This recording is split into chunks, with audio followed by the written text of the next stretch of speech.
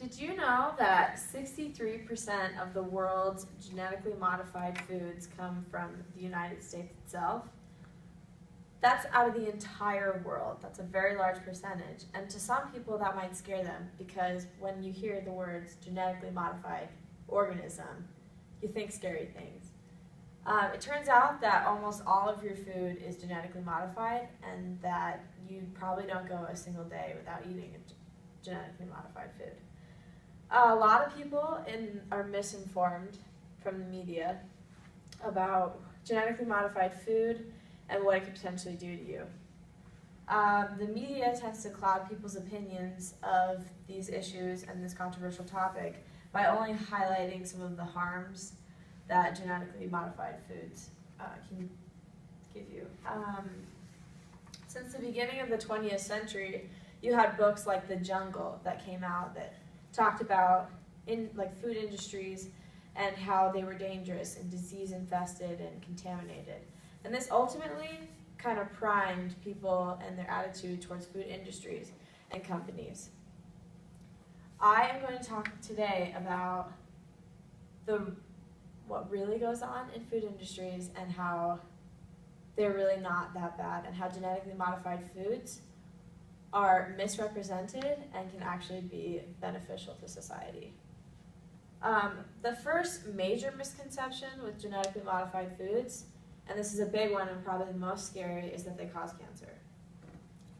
Now, when I did research for this, I looked everywhere, and there's maybe 1 or 2 studies that have been majorly highlighted that have a weak correlation of genetically modified foods causing cancer.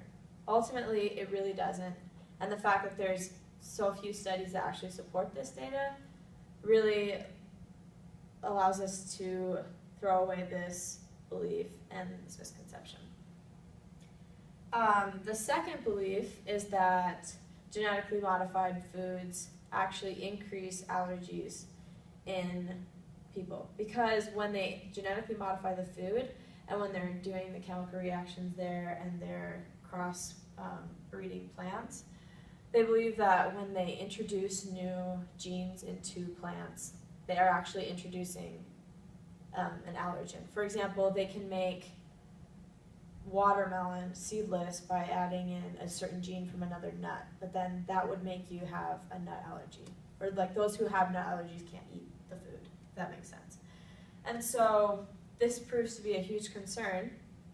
And while that can happen, and it does, those things have been shut down almost right away. So there's tons and tons of safety protocols and requirements that food companies have to go through in order to sell and make their product. And so anytime this kind of a thing comes up where like allergens are introduced, that project is shut down and then they just proceed in a different way. And in some aspects, they've actually made food so that it's less allergenic to people. For example, they've made a hypoallergenic soybean, where they've taken genes from other plants, and they've introduced it into the soybean crop, and it's actually made it less allergenic to people. The third misconception that people have is that when you make, for example, corn crops, there's an HT or a BT corn. It's a genetically modified corn that's resistant to a certain type of bug. It's called like a Burrow's worm or something like that, and it eats up the corn. And so they made it genetically modified so that it can't eat, or that it's not pleasing to the worm that usually eats it. And so some people think, okay, well, while this does affect that one worm, it's going to mess up the whole ecology of the farm life. And to some extent, it kind of does. But at the same time, the benefits far outweigh the cost. And if this one little bug tends to, like, maybe in 1 acre affect it a little bit, ultimately it really doesn't, in the grand scheme of things, affect the environment. And those benefits that I'm talking about they can be huge.